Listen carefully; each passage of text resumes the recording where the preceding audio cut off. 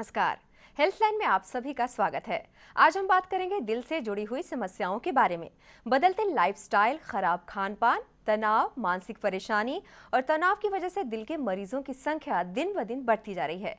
इस तरह की समस्या से अब युवा भी अछूते नहीं रहे, बल्कि दिल से जुड़ी समस्या युवाओं में भी काफी बढ़ रही है, जो चिंता की बात है।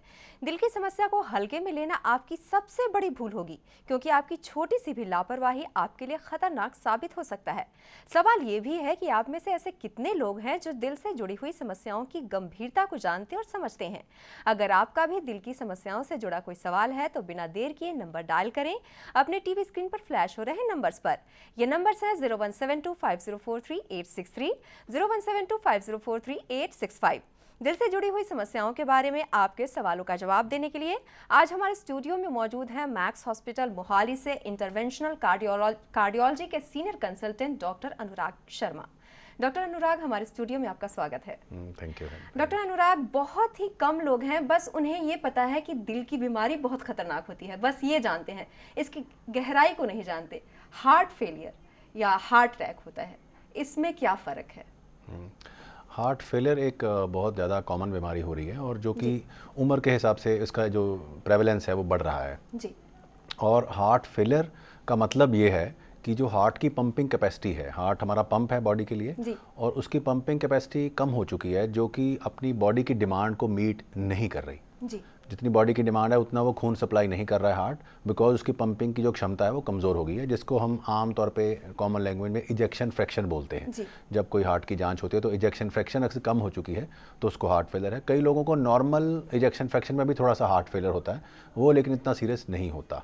और इसका जो सबसे कॉमन कारण है वो है हार्ट अटैक, कि जब हार्ट अटैक हुआ तो हार्ट की मांसपेशियाँ कुछ डैमेज हो गई और हार्ट एनलार्जमेंट होना शुरू हो गया, तो वो पेशेंट फिर हार्ट फेलियर में चला जाता है अगर वो उसका ठीक टाइम पे हार्ट अटैक का इलाज उसका नहीं हो पाता।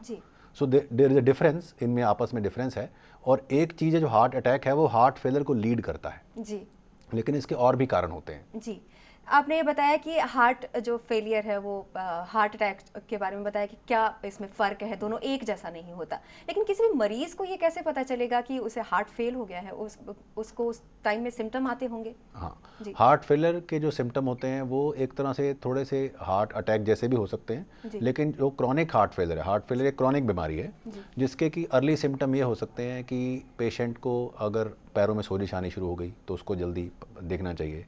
दूसरा, अगर कुछ चलने फिरने में सांस फूल गया या उसको फटीग आने लग पड़ी, फटीग मतलब जल्दी वो थोड़ा सा काम करके भी पेशेंट थक जाता है, या उसकी पैल्पिटेशन, हार्ट की जो बीट है वो इरेगुलर हो गई है या बढ़ रही है, वो भी एक साइन हो सकता है हार्ट फेलियर होने का। और जो दूसरा सिम्टम है कि ये जो पेशेंट होते हैं इनको रात को सोने के वक्त इनको या तो उठ के बैठना पड़ता है, या रात को सोने के वक्त इनको लगता है कि मैं 2 सिरहाने ले लूँ तो मैं ज़्यादा बेटर सांस ले पा रहा हूँ। तो लेटने से बेसिकली वही कि हार्ट की पंपिंग कमज़ोर है और हार्ट आगे खून पंप नहीं कर रहा है, और इनके लंग्स में, फेफड़े में थोड़ा सा जो फ्लूइड है वो इकट्ठा होना शुरू हो जाता है और इनको ये ब्रेथलेसनेस, सांस आना शुरू हो जाता है। चलने से सांस फूलना, जैसे पहले को अच्छा काम कर लेते थे अब उतना काम नहीं हो रहा है। तो ये सारे सिम्टम्स हैं हार्ट फेलियर के, जिससे कि वो पेशेंट को पता लग जाता है कि कहीं मेरी हार्ट की पंपिंग तो नहीं कमज़ोर हो रही, तो उसको इन्वेस्टिगेट करना चाहिए। जी, इन्वेस्टिगेशन के बारे में बाद में मैं आपसे पूछूंगी, लेकिन कई बार लोग होते हैं इसको कुछ और ही समझ लेते हैं। इसको, जैसे मैंने कहा कि लोगों को ठीक से पता नहीं होता, बस हार्ट फेल को ही उन्होंने बड़ा बनाया हुआ है कि इससे जान जा सकती है, सही समय पर इलाज नहीं कराते हैं, तो इसके क्या परिणाम भुगतने पड़ सकते हैं? इसके यही है कि अगर कोई पेशेंट को वाकई हार्ट की पंपिंग कमज़ोर हो चुकी है तो उसके कई कारण होते हैं, जैसे मैंने बताया आपको कि उसको इन्वेस्टिगेट करना चाहिए। और अगर हम ना करें तो ये हार्ट की पंपिंग धीरे धीरे कमज़ोर हो जाएगी। मान लो नॉर्मल इजेक्शन फ्रैक्शन जो बोलते हैं हम हार्ट की, वो 55 से लेकर 60% तक है एक नॉर्मल आदमी की रेस्ट पे बैठे बैठे। तो अगर वो हम इसकी जाँच करें तो इकोकार्डियोग्राफी से पता लग जाएगा कि इसकी पंपिंग कमज़ोर हो रही है। मान लो इसकी 40 से 50 है तो ज़्यादा सिम्टम नहीं आएंगे, इतना खतरा नहीं है। जैसे ही वो 40% से कम हो जाएगी पंपिंग, तो इस पेशेंट को रिकरेंट हार्ट फेलियर हो सकता है। ये इस पेशेंट को बार बार हॉस्पिटल में दाखिल करना पड़ सकता है, लंग्स में पानी भर जाएगा, फिर उसको इंजेक्शन लगाने पड़ते हैं और ऑक्सीजन देनी पड़ती है, क्योंकि अगर ये सब नहीं करते तो उसकी जान को खतरा भी बन सकता है। क्योंकि हार्ट फेलियर हार्ट एक मेन ऑर्गन है बॉडी का, अगर वो प्रॉपर ऑक्सीजन बॉडी को नहीं सप्लाई कर रहा तो धीरे धीरे बाकी ऑर्गन्स जैसे कि किडनी, लिवर और ब्रेन को भी प्रॉब्लम आ सकती है। तो धीरे धीरे पेशेंट सीरियस हो सकता है, बीपी और भी कम हो सकता है, ब्लड प्रेशर, और ये पेशेंट काफ़ी सीरियस हालत तक पहुंच सकता है। इसका मतलब है कि अगर इस तरह की समस्या आए तो दूसरे भी ऑर्गन को नुकसान पहुंचने की संभावना बहुत ज़्यादा है, क्योंकि सारे जो ऑर्गन है वो ब्लड पे ही चल रहे हैं। अगर ब्लड की सर्कुलेशन ही नहीं पहुंचेगी तो धीरे धीरे उनके अंदर भी ऑर्गेनिक जो है ऑर्गन हाइपोप्रोफिन हो जाएगा, उससे उनको भी प्रॉब्लम आ जाती है। और सबसे कॉमन जो है वो किडनी ही इससे ग्रस्त होती है। तो कई लोग को इसके करके माइल्ड रीनल फेलियर भी रहता है। जी डॉक्टर अनुराग, सवाल ये भी है कि डायग्नोसिस, जब आपके पास मरीज आता है तो आप डायग्नोसिस करते हैं, तो क्या डायग्नोसिस में ये पता चल जाता है कि कितना गंभीर स्टेज में पहुंच चुका है मरीज? तो किस तरह के डायग्नोसिस आप करते हैं इसके लिए? हाँ, एक्चुअली जो हार्ट फेलियर का डायग्नोसिस है वो बहुत ही ज़्यादा सिंपल है एक्चुअली। और ये मतलब कहीं पेरिफेरल सेंटर में भी इसका डायग्नोस हो सकता है, बिकॉज दो सबसे इंपॉर्टेंट इन्वेस्टिगेशन है, ईसीजी और एक्सरे टेस्ट। चाहे इको टेस्ट अब नहीं अवेलेबल कई जगह, इको टेस्ट फिर भी सिटीज़ में अवेलेबल है, बड़े सिटीज़ में तो अवेलेबल है ही। इको टेस्ट तो इसका फाइनल टेस्ट है कि भाई हार्ट की पंपिंग कितनी है, हमको ये देखना है और हार्ट फेलियर का डायग्नोस हो जाएगा। लेकिन जो सिंपल दो टेस्ट हैं, जो ईसीजी और चेस्ट एक्सरे, छाती का एक्सरे, अगर मान लो कि ईसीजी खराब है, उससे भी कई डॉक्टर आपको बता सकते हैं, आपके नॉर्मल फिजिशियन भी बता सकते हैं कि भाई आपको हार्ट फेलियर का शक है। दूसरा है कि अगर हम एक्सरे चेस्ट करें, छाती का एक्सरे करें और उसमें देखें कि हार्ट की जो साइज़ है वो बढ़ा हुआ है, तो ये भी एक बहुत इंडिकेटर है। और आज की डेट में जो छाती का एक्सरे है वो तो कहीं भी हम कर सकते हैं, इवन छोटे पीएचसी लेवल पे भी अवेलेबल है। तो वहाँ के डॉक्टर भी इसको फटाफट चेक करके उसको आगे रेफर कर सकते हैं सिटी में, डिस्ट्रिक्ट लेवल पे इकोकार्डियोग्राफी करके बताया जा सकता है। और इकोकार्डियोग्राफी एक बहुत ही इंपॉर्टेंट टेस्ट है हार्ट फेलियर का, जिसके द्वारा हम कारण भी ढूंढ सकते हैं कि नाड़ियाँ कैसे काम कर रही हैं, कोई हार्ट अटैक तो नहीं हुआ पेशेंट को, उसका कोई वाल्व तो नहीं लीक कर रहा, क्योंकि ये सारे कारण हैं इस हार्ट फेलियर की जो बीमारी है, जो पेशेंट हार्ट फेलियर में जाता है। जी, ब्लॉकेज की वजह से भी हार्ट फेल होता है? हाँ जी, जैसे मैंने पहले बताया कि ब्लॉकेज की वजह से अगर अटैक हो गया तो भी उसको पेशेंट की पंपिंग कमज़ोर हो सकती है। कई लोगों को क्या है कि अटैक जैसे नहीं आया लेकिन एंजाइना होती गई, वो अपना इलाज नहीं कर पाए, तो धीरे धीरे भी ये जो मांसपेशियाँ हैं वो सूख जाती हैं, तो इनको क्रॉनिक इस्कीमिया होता है। तो ऐसे केस में भी हम बहुत उनकी पंपिंग बढ़ा सकते हैं, उनकी ब्लॉकेज को खोल के। जी, आपने पंपिंग के कमज़ोर होने की भी बात कही, जैसे कि हार्ट फेल होता है तो पंपिंग कमज़ोर हो जाती है, तो इसको किस तरह से आप ट्रीट करते हैं? पंपिंग अगेन इसके मैंने वही बताना चाहूँगा कि इसके कारण क्या क्या होते हैं। पहले मैं इसका बताता हूँ, उसके बाद हम बताएंगे कि इसका इलाज कैसे कर सकते हैं। उसका सबसे जो कॉमन कारण है आज की डेट में हार्ट फेलियर जो डिजीज़ है, हार्ट अटैक है, that is coronary artery disease की जो हार्ट की तीन मांसपेशियों को जो सप्लाई हो रही है खून की, उन तीनों में अगर ब्लॉकेज आ जाए, जिसको हम कहते हैं आज की डेट में कि कॉरोनरी आर्टरी डिजीज़ की ब्लॉकेज अगर आ गया, फैट डिपॉजिट हुआ है और उसको हम अगर नहीं ठीक कर रहे तो भी धीरे धीरे पंपिंग कमज़ोर हो जाएगी, पेशेंट को अटैक आ जाएगा। तो एक तो हमें सबसे पहले इस पेशेंट की एंजियोग्राफी करनी होती है देखने के लिए, टू रूल आउट कि इसको क्या ब्लॉकेज तो नहीं है। अगर ब्लॉकेज होगी तो उसका दो तरह से इलाज होता है कि या तो उसके एंजियोप्लास्टी होती है, स्टेंट उसमें हम लोग डाल के उसको ब्लड को प्रवाह को इंक्रीज़ करते हैं। दूसरा, अगर स्टेंटिंग का ये केस नहीं है तो हम इसका बाईपास ऑपरेशन करते हैं, जो कि सर्जन करते हैं।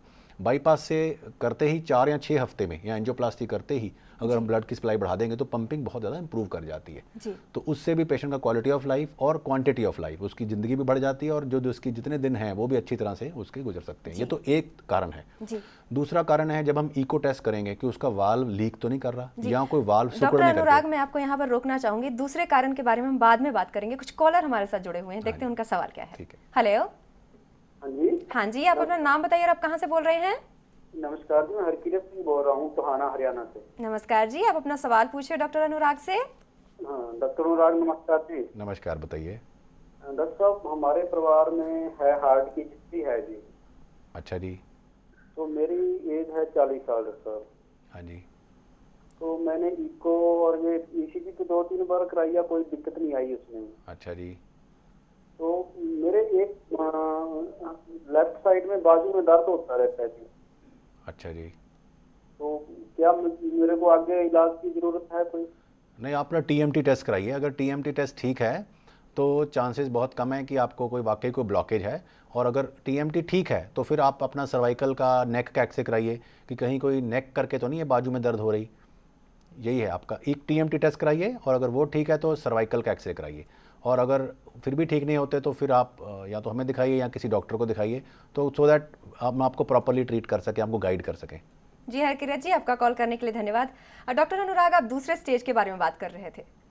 तो उसके बारे में हमें बताइए। दूसरा है कि अगर किसी का कोई वाल्व है जो लीक कर रहा है या वाल्व सिकुड़ गया है जिस करके हार्ट को लोड पड़ रहा है और हार्ट उसका जो कमज़ोर हो गया है, तो हम उस वाल्व की सर्जरी करके या उसकी भी बलूनिंग करके उसको अगेन हार्ट के जो लोड को कम कर सकते हैं और ये हार्ट फेलियर ठीक हो जाएगा। जी। तीसरा जो इसका जो ट्रीटमेंट ज़्यादा अब आ गया है, जिनके ये सब कुछ नहीं है, जैसे कि जिनकी ना तो ब्लॉकेज है और ना ही उनका कोई वाल्व ख़राब है, या एक वाल्व जो है वो सिर्फ हार्ट एनलार्जमेंट करके ख़राब हो गया, जैसे माइटल वाल्व है। जब हार्ट एनलार्ज होता है तो माइटल वाल्व थोड़ा लीकेज शुरू कर देता है। तो ऐसे केसेस में हम इनको अगर उनको साथ में ईसीजी में कोई और प्रॉब्लम भी है, जैसे लेफ्ट बंडल ब्रांच ब्लॉक है अगर ईसीजी में, तो ऐसे पेशेंट को हम सीआरटी करके ठीक कर, सीआरटी एक डिवाइस होती है, एक तरह का पेसमेकर होता है, जिसको डाल के हम इन पेशेंट्स की काफ़ी ज़्यादा लाइफ बढ़ा सकते हैं और उनकी पंपिंग इंप्रूव कर सकते हैं, क्वालिटी ऑफ लाइफ बहुत ज़्यादा इंप्रूव हो जाती है। इनको हम बेसिकली हम हार्ट की जो इलेक्ट्रिसिटी सिस्टम है उसको ठीक करके पेसमेकर के जो हार्ट की क्षमता है उसको बढ़ा देंगे, और इससे हार्ट जो एनलार्जमेंट है, इवन काफ़ी हफ्तों बाद देखा गया कि महीनों बाद हार्ट एनलार्जमेंट भी जो है इसकी कम हो जाती है। एक्सरे में अगर हार्ट इतना है पेशेंट का तो हम देखते हैं कि 6 या 9 महीने बाद हार्ट एनलार्जमेंट कम हो गया, तो ये पेशेंट बहुत ज़्यादा आउट ऑफ हार्ट फेलियर हो जाते हैं। तो एक ये तरीका है। दूसरा है कि जो इन हार्ट फेलियर वाले पेशेंट्स को प्रॉब्लम आती है, एक तो है मैंने बताया था आपको कि इनको प्रोग्रेशन ऑफ हार्ट फेलियर अगर कुछ ना करे तो, दूसरा है कि इनकी कभी कभी धड़कन अपने आप बंद हो जाती है और सडन कार्डियक डेथ हो जाती है इनकी, कि पेशेंट बिल्कुल ठीक होते हैं बट सडनली कोई खाना खा रहा था पेशेंट, एकदम से उसका हार्ट रुक गया और पेशेंट की जान चली गई। तो सडन कार्डियक डेथ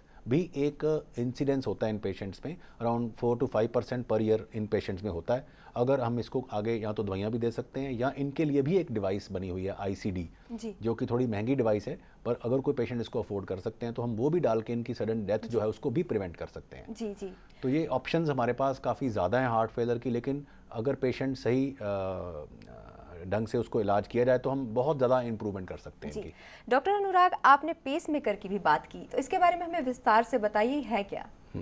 पेसमेकर मैंने बताया कि ये उन पेशेंट्स के लिए ही है जिनकी पंपिंग कमज़ोर है, जो दवाइयाँ ले चुके हैं लेकिन फिर भी वो इम्प्रूव नहीं कर रहे जी, और जिनकी पंपिंग है जो 35% से कम है, उन्हीं में ज़्यादा हम इसको यूज़ करते हैं। जिनकी 35% से ऊपर है उनको हम ये ज़्यादा ऑप्शन अभी नहीं देते।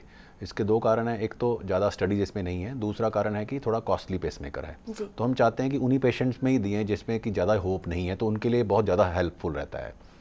दूसरी बात है उनकी ईसीजी में लेफ़्ट बंडल ब्रांच ब्लॉक होना चाहिए, जो कि बेसिकली मेन कारण है इन पेशेंट्स में कि इलेक्ट्रिसिटी सिस्टम है जो वो उल्टा हो चुका है और जो हार्ट की दीवारें हैं वो प्रॉपरली उसको सिंक्रोनाइज नहीं कर रही, कि जो हार्ट की एक दीवार है वो कॉन्टैक्ट कर रही है और दूसरी दीवार जो इधर जा रही है, बिकॉज उसमें डिलेड एक्टिवेशन हो रही है। हम पेसमेकर डाल के 3 तारों से इन दोनों दीवारों को इकट्ठा सिंक्रोनाइज करते हैं जी। उससे हार्ट एनलार्जमेंट कम होती है, हार्ट की वाल्व की लीकेज कम होती है और हार्ट की जो रिवर्स रीमॉडलिंग हो जाती है, जो एनलार्जमेंट है वो वापस हो जाती है और हार्ट के मसल्स भी थोड़े बहुत रीजनरेट हो जाते हैं, बिकॉज उनके लोड उनके ऊपर कम पड़ रहा है। जी जी। जब लोड कम पड़ेगा तो नेचुरली वो ज़्यादा इफेक्टिवली उसको कार्डियक आउटपुट बढ़ेगी पेशेंट की। तो इन हमारे ऐसे पेशेंट भी होते हैं जैसे जो बिल्कुल दवाइयों पर चल रहे हैं और उनका 90 से ब्लड प्रेशर ऊपर नहीं आ रहा है और 80 है, हम दवाइयाँ भी दे नहीं पा रहे, तो हमने देखा कि उनकी हम जब बाईवेंट्रिकुलर या सीआरटी पेसिंग करते हैं ट्रिपल चैम्बर, तो विद इन फ्यू वीक्स उनका ब्लड प्रेशर इंप्रूव हो जाता है, उनकी कार्डियक आउटपुट और वेट गेन भी हो जाता है। हमारे हैं कुरुक्षेत्र के एक पेशेंट है जिनका हमने आई थिंक 9 महीने पहले किया था, जो कि बिल्कुल कोई होप नहीं थी, तो he was only 46 years of weight, young लड़का 32 ईयर्स का, बट उसको पहले कोई अटैक हो गया था, हार्ट की मसल कमज़ोर हो गए थे।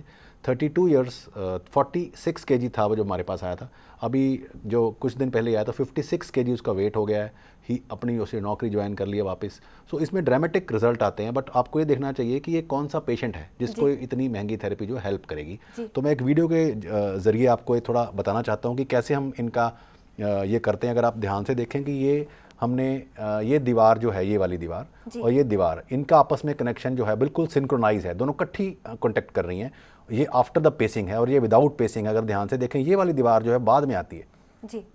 और अगर आप ध्यान से देखें कि इसकी ईसीजी देखो नीचे जा रही है और इसकी ऊपर जा रही है, सो बेसिकली ये नॉर्मल वाली ईसीजी ये है जी। तो इन पेशेंट की ईसीजी खराब होगी और एक्टिवेशन जो पैटर्न है हार्ट का, क्योंकि जो हार्ट है वो इलेक्ट्रिसिटी से चलता है, तो अगर हम इलेक्ट्रिसिटी पैटर्न देखें तो उल्टा पैटर्न हो गया, तो हार्ट की जो इलेक्ट्रिसिटी सिस्टम है वो पूरा चेंज कर दिया इधर से हमने पेसमेकर डाल के। उसको बाद में हम उसको बाद में खोलना नहीं पड़ता पेशेंट को, हम बाद में ऊपर कंप्यूटर से ही इसको पेसमेकर को आगे फर्दर एडजस्ट कर सकते हैं। और इसकी जो पेशेंट की सिंक्रोनाइजेशन, जो ये सिंक्रोनाइजेशन है, अगर आप देखें दोनों चीज़ें इकट्ठी कॉन्टैक्ट हो रही हैं। और अगर यहाँ पे देखें तो ये देखो, अगर ये यहाँ पे आया और ये बाद में हो रहा है जी। ये बाद में हो रहा है। जी। तो जब ये बाद में होगा तो उसकी सारी जो एफर्ट है वो इस वाले मसल की वो वेस्ट हो रही है। जी। हम उसको सारी एफर्ट को वापस उसके अंदर डाल देते हैं ताकि पेशेंट का जो है वो हार्ट एनलार्जमेंट ना हो। अगर आप ध्यान से देखो यहाँ थोड़ा ये ज़्यादा एनलार्ज है और ये देखो पूरा कॉन्टेक्ट करके सिकुड़ जाता है। जी, जी। सो ये एक बहुत इंपॉर्टेंट अच्छी इन्वेंशन है साइंटिफिक, जिससे हम पेशेंट को बहुत ज़्यादा बेनिफिट कर सकते हैं। जी जी। डॉक्टर अनुराग, पेसमेकर के बारे में और भी सवाल हैं, लेकिन उससे पहले कुछ कॉलर लेते हैं, देखते हैं उनका सवाल क्या है। हेलो। हेलो, हाँ जी, नमस्कार जी। नमस्कार जी, आप अपना नाम बताइए और आप कहाँ से बोल रहे हैं? राजेश जी, आप अपना सवाल पूछे डॉक्टर अनुराग से। जी। दिल में छेद है जी, सुराख दिल हार्ट में। दिल में छेद है तो इसकी जांच कराई है आपने? हाँ जी, जांच करवाई है जी। तो कौन सी वॉल में है बता दीजिए जरा।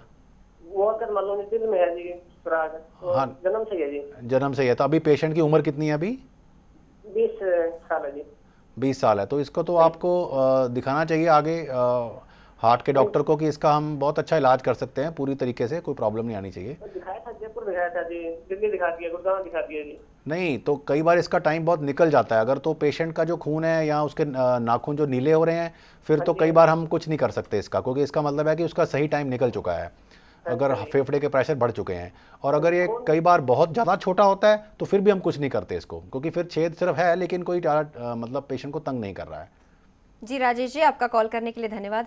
डॉक्टर, आप पेसमेकर की बात कर रहे हैं, पेसमेकर से इलाज कितना सफल है और इससे इलाज होने के बाद जो पेशेंट है उसकी लाइफ कितनी नॉर्मल हो पाती है? हाँ, ये पेसमेकर का जो पेशेंट्स होते हैं ये काफ़ी सफल इलाज है आज की डेट में। अगर हम अच्छी तरह से अपना पेशेंट सेलेक्ट करें, उसके अंदर ये इकोकार्डियोग्राफी में देखें कि ऐसी वाकई दीवारों के अंदर डिससिंक्रोनी है। डिससिंक्रोनी का मतलब एक दीवार रिलैक्स कर रही है और एक कॉन्टैक्ट कर रही है, तो इसमें 80 to 90% 100% रिस्पॉन्ड करते हैं patient. The responder rate is very high अगर हम सही सिलेक्ट करें तो। अगर हम बिना सिलेक्ट करे पेशेंट का ऑपरेशन कर दें तो रिस्पॉन्डर रेट कम होता है, पहली बात। दूसरी बात है कि ये क्योंकि लोकल एनेस्थीसिया के अंडर ऑपरेशन होता है, इसमें कोई जनरल एनेस्थीसिया नहीं देना है, कोई बड़ा कट भी नहीं लगाना है पेशेंट को। बिल्कुल हल्का सा एक छोटा कट हम यहाँ लगाते हैं पेशेंट के एक क्लेविकल के नीचे, और ये लोकल एनेस्थीसिया, सिर्फ लोकल एनेस्थीसिया, पेशेंट कोई बेहोश नहीं करते, वेंटिलेटर पे नहीं डालते, और ये नेक्स्ट डे से पेशेंट चलना शुरू कर देता है और चौथे दिन तो छुट्टी कर देते हैं पेशेंट की। और अगर आप देखें कि ये जो हमारे ड्रामेटिक रिस्पॉन्स आता है इन पेशेंट्स में, तो with in 1 month actually pumping improve होना शुरू हो जाता है। और ये पेशेंट जो वो पेशेंट होते हैं जो थोड़ा भी चल नहीं पाते 100 मीटर, और ये 2-2, 3-3, 4-4 किलोमीटर की सैर भी करते हैं। तो लाइफस्टाइल तो ड्रामेटिक चेंज होता है इन पेशेंट में। ओनली थिंग इज आपको पता रहना चाहिए कि कौन सा पेशेंट है जो इसको सूट करेगा। वो एक I think doctor he decide कर सकता है जिसको इस बारे में एक्सपीरियंस है। इलाज के बाद क्या कोई प्रिकॉशन लेना पड़ता है मरीज को? वो प्रिकॉशन एक ही रहता है कि क्योंकि ये पेसमेकर है तो इलेक्ट्रोमैग्नेटिक जो इंटरफेरेंस होती है इससे हमें बचना है। अगर हमने लेफ्ट साइड में डाला है, जो आमतौर पे लेफ्ट पे डालते हैं, तो भाई लेफ्ट में आप फ़ोन ज़्यादा ना सुने, मोबाइल उसको दूर से सुने या हैंड्स फ्री रखें, या अपना इसको कम से कम लैंडलाइन से आप बात कर सकते हैं ज़्यादा। और अगर कोई मेटल डिटेक्टर वाली चीज़ है, जैसे आपने एयरपोर्ट पे जाना है या कहीं होटल्स में कहीं जाते हैं, आजकल मॉल्स में भी लगे होते हैं ये, अगर थिएटर में भी जा रहा है पेशेंट, तो उसको ये बचना है कि उसको पहले ही बता देना है कि भी मेरे पेसमेकर लगा हुआ है, ताकि वो इलेक्ट्रोमैग्नेटिक जो इंटरफेरेंस है उससे उसकी पेसिंग का जो पैरामीटर चेंज ना हो जाए। बस ये कुछ प्रिकॉशंस हैं, अदरवाइज कोई इसमें कोई लाइफ को कोई चेंज की नहीं होता इसमें। पेशेंट ये लोग चल भी सकते हैं, अपना थोड़ा बहुत लाइट गेम्स भी खेल सकते हैं, अगर ये हार्ट फेलियर से बाहर आ जाते हैं तो कोई प्रॉब्लम नहीं। डॉक्टर, हमारे साथ कुछ और कॉलर जुड़ गए हैं, देखते हैं उनका सवाल क्या है। हेलो। हाँ जी, आप अपना नाम बताइए और आप कहाँ से बोल रहे हैं? जी मैम जी, मैं शबीर अहमद बोल रहा हूँ, मैं JNK से बोल रहा हूँ। जी जी, आप अपना सवाल पूछिए डॉक्टर अनुराग से। जी मैम जी, मैं अपनी टीवी की जो आवाज है वो ऑन रखूँ या ऑफ रखूँ? बिल्कुल बंद रखिए उसे। जी मैम जी। मैम जी, मैंने ये अपने हार्ट का ECG भी करवाया। जी जी। डॉक्टर मोहन लाल कार्डियोलॉजिस्ट हैं, वो क्लियर आया। तो हार्ट में कुछ पेन होता है, मुझे समझ नहीं आती कि क्या, और मेरे पाँव की जो एड़ी है इसको काफी दर्द महसूस करता हूँ, थकान होती है। और फिर मैं डॉक्टर थापा सर से चेक करवाया तो उन्होंने बताया नर्व डिप्रेशन है आपको। तो अब ये क्या नर्व डिप्रेशन, इसका कोई कंप्लीट इलाज है या नहीं है, या क्या प्रॉब्लम है? नहीं, ये देखो हार्ट की रिलेटेड तो नहीं है, तो ये ज़्यादा मतलब आपको नर्व के डॉक्टर को दिखाना पड़ेगा। तो ये हार्ट की प्रॉब्लम तो नहीं है, ECG ठीक है, और जैसे आप बता भी रहे हैं कि ये हार्ट की प्रॉब्लम लग नहीं रही मेरे को। जी शब्बीर जी, आपका कॉल करने के लिए धन्यवाद। हालांकि हम दिल की समस्याओं के बारे में बात कर रहे हैं डॉक्टर, पेसमेकर के इलाज के बारे में हम बात कर रहे हैं। खर्चा कितना आता है, क्या सभी लोग इसको खर्चे को उठा सकते हैं? हाँ, ये थोड़ा कॉस्टली डिवाइस है, क्योंकि नेचुरली ये साइंस की काफ़ी ज़्यादा इनोवेशन है। तो ये खर्चा तो इसका अराउंड 4 लाख के आसपास आता है, इम्प्लांटेशन और वो डिवाइस मिला के 4 लाख के आसपास खर्चा आता है। बट दोज पेशेंट्स जिनको इनकी ज़रूरत है और जो इनको अफोर्ड कर सकते हैं, it is really worth it, मतलब उसके वर्थ है। बिकॉज अगर आपको कोई लाइफ बढ़ा रहे हैं किसी इलाज से, तो आई थिंक उसका कोई वैसे तो मूल्य नहीं होता है। बट मैं यही कहता हूँ कि जो अफोर्ड कर सकते हैं और जो इसके रियल हकदार हैं इस ट्रीटमेंट के, definitely it is useful for those patients. बाकी ये इंश्योरेंस से भी कवर होता है, जिनकी हेल्थ इंश्योरेंस है उनसे भी कवर हो जाता है। जी, जो लोग इसको अफोर्ड नहीं कर सकते हैं, तो उनके लिए क्या ऑप्शंस हैं? उनके लिए हमारे पास जैसे दवाइयाँ हैं, जैसे मैंने पहले बताया कि लाइफस्टाइल को भी चेंज कर सकते हैं, उसके बारे में आपको विस्तार से बताता हूँ, क्योंकि सारे लोग ऑब्वियसली ये इलाज नहीं अफोर्ड कर सकते। तो इसके लिए 2 ही हमारे पास तरीके हैं कि एक तो कोई हेल्थ इंश्योरेंस कराएं ताकि अगर फ्यूचर में ज़रूरत पड़ती है तो वो करें। दूसरा लाइफस्टाइल, अगर ये पेशेंट की पंपिंग कमज़ोर है तो उनको पानी की मात्रा जो है वो कम लेनी है, उसको 1.25 लीटर या 1.5 लीटर, जो डॉक्टर के देखने से पता लगेगा कि 1 लीटर भी कई बार हम एडवाइस करते हैं। जो ज़्यादा ब्लोटेड हैं, जिनके ज़्यादा पानी भर रहा है बार बार, उनको अपनी जो फ्लूइड इनटेक है, फ्लूइड का मतलब है कि पानी, चाय, दूध सब मिला के 1 लीटर से ज़्यादा नहीं लेंगे, ताकि जितना कम पानी पिएंगे उतना ही हार्ट के ऊपर कम लोड पड़ेगा आगे खून को धकेलने के लिए, तो वो फिर ड्राई स्टेज में ही रहेंगे। दूसरा है कि अगर वो अपनी यूरिन आउटपुट वगैरह को मॉनिटर करें, मान लो उनको यूरिन कम आ रहा है तो अगेन डॉक्टर के पास जाएं, बिकॉज जितना भी पानी एक्स्ट्रा शरीर में इकट्ठा होगा वो किडनी के रास्ते से निकलेगा। तो अगर किडनी के प्रॉब्लम आ रही है वो भी जल्दी डॉक्टर के पास जाएं, बहुत इंपॉर्टेंट चीज़ है। और उनको अपना डेली वेट देखना है कि अगर कोई वेट गेन तो नहीं कर रहे। अगर वेट गेन कर रहे हैं तो इसका मतलब है कि उनके एक्स्ट्रा पानी जो इकट्ठा हो रहा है आने वाले कुछ ही दिनों में, इसका मतलब वो पेशेंट हार्ट फेलियर में चला जाएगा। सेकेंड इंपॉर्टेंट इज कि सॉल्ट रिस्ट्रिक्ट करना है, उन पेशेंट को एक्स्ट्रा सॉल्ट नहीं लेना है, ताकि वो कम सॉल्ट लेंगे तो उनको पानी इकट्ठा कम होगा। So these are the things, और जितना भी चल सकते हैं उतना चलें। जी डॉक्टर अनुराग, आप हमारे स्टूडियो में आए, दिल से जुड़ी हुई समस्याओं के बारे में बातचीत की, आपका बहुत बहुत धन्यवाद। Thank you. तो ये था दिल की समस्याओं से संबंधित आज का हमारा हेल्थलाइन कार्यक्रम। उम्मीद है कि आपने आज के इस कार्यक्रम को ध्यान से सुना और देखा होगा, और डॉक्टर अनुराग के द्वारा दिए गए सुझाव को ध्यान में रखकर अब आप अपना खास ख्याल भी रखेंगे, तभी आप स्वस्थ रहेंगे। तो कैसा लगा आज का हमारा हेल्थलाइन कार्यक्रम, हमें ज़रूर लिखें। हमसे संपर्क करने के लिए हमारा ईमेल ID नोट करें, healthline@dayandnightnews.com। फिलहाल हेल्थलाइन में बस इतना ही। नमस्कार। खबरों की दुनिया में आइए, हमारे साथ कहीं भी और कभी भी जुड़िए। हम मिलेंगे फेसबुक पर, हम दिखेंगे यूट्यूब पर, हमें फॉलो कीजिए ट्विटर पर। खबरों के साथ बने रहिए रात दिन।